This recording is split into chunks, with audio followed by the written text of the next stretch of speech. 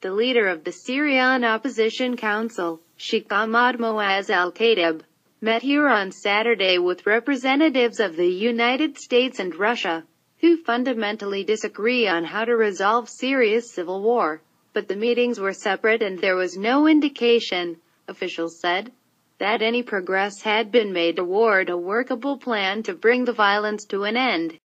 Moscow has been encouraged by Sheik Ahmad's suggestion, which he repeated here, that he would be willing to talk to Syrian government representatives under certain conditions. But European and American officials expect that offer to go nowhere now that the Sheik's colleagues in the opposition have attacked it. The side meetings at the annual Munich Security Conference seem to confirm the fissures over Syria, including a new disagreement between the United States and some of its European allies over whether to provide rebel fighters with more powerful weapons. Senior European officials here said Britain and France were both urging the Obama administration to stop blocking allies in the Persian Gulf, like Qatar, from providing the rebels with more sophisticated arms and intelligence assistance. The officials say that the current Syrian stalemate means that the opposition is not winning, and that President Bashar al-Assad is not losing. An opposition with better military means could break the confidence of Mr. Assad and his allies and push him to negotiate with the opposition, the officials argue. But President Obama, American officials here said, remains unconvinced about the positive effects of further militarizing the conflict. They pointed to his recent interview with the New Republic, in which he said, "In a situation like Syria, I have to ask, can we make a difference in that situation?" American officials fear that the advanced weapons will fall into the hands of Islamists with an international agenda who have joined the fight in Syria. The Munich Conference, in its 49th year, is considered the premier transatlantic gathering for security officials and analysts. Vice President Joseph R. Biden Jr., representing an Obama administration in its second-term transition, carefully made no news in a well-received speech designed to reassure European allies of a continuing focus on European concerns despite the American pivot to Asia. And while Mr. Biden implicitly criticized Russia for supporting the Assad government, he gave the Syrian opposition little hope that Washington would change its mind about allowing more sophisticated arms to flow to the rebels. Mr. Biden repeated America's demand that Mr. Assad relinquish power, which was immediately criticized by the Russian Foreign Minister, Sergey V. Lavrov, is the single biggest reason for the continuation of the tragedy in Syria. And while Mr. Biden listed the $365 million in humanitarian aid to Syrian refugees and $50 million in non-lethal assistance to the Syrian opposition provided by the United States, he promised nothing that would help turn the war in the rebels' favor. Is the Syrian people have their chance to forge their own future. They will continue to find a partner in the United States of America, Mr. Biden said. He also spoke about Iran, repeating the United States' assertion that it is willing to open direct bilateral talks with Tehran over its nuclear program, but insisting that Iran must show that it is serious and that the talks will be substantive.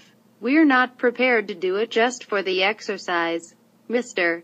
Biden said. The administration has been pushing for months to hold direct talks with Iran, calculating that there is a window for diplomacy before Iran's elections in June.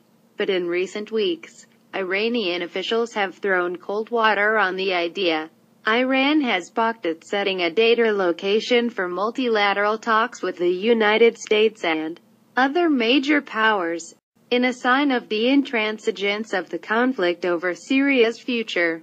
And the United Nations negotiator for the country, Lakhdar Brahimi, expressed pessimism on Friday at a panel discussion. "I am much more conscious of the difficulties of the country being broken down day after day than I am of a solution," said Mr. Brahimi, who also met with Sheik Ahmad, who directs a Syrian opposition council cobbled together with Washington's help and pressure to try to unify a fractured movement, found himself struggling last week to tamp down criticism of his suggestion that he would be open to talking with representatives of the Assad government. His terms of participating were that 160,000 prisoners had to be released and that Syrians abroad could renew their passports. But his own colleagues strongly objected, saying that the talks must focus on the removal of Mr. Assad, while Sheik Ahmad reiterated his offer here, saying, "is a gesture of goodwill. We are ready to sit at the negotiating table with the regime, but we don't want their hands to be full of blood." He refused to provide any details.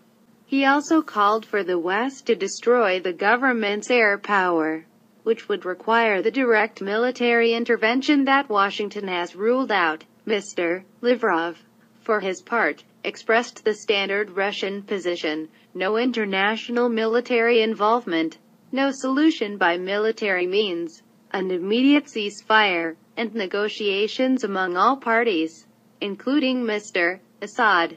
He said the biggest threat in Syria was the possibility that the rebels get hold of the chemical weapons currently under Mr. Assad's control. Fighters in Syria were only vaguely aware of the Munich events. Mohammed Maruf, a rebel commander from Idlib province, said, "I do trust Moaz al-Khatib, but I think there was too much pressure upon him to meet the Russians. We were forced to. After the world abandoned us." Dr. Kamal Labwani, a member of the opposition coalition, said the idea of negotiating with the government was based on a flawed premise. "They want us to consider this regime as a segment of the Syrian community, a legitimate segment that speaks on behalf of people," he said. "Well, it's not true." By Stephen Erlanger of the New York Times. Mark Landler contributed reporting from Washington, and Hawaii Assad and Dan Barnard from Beirut, Lebanon.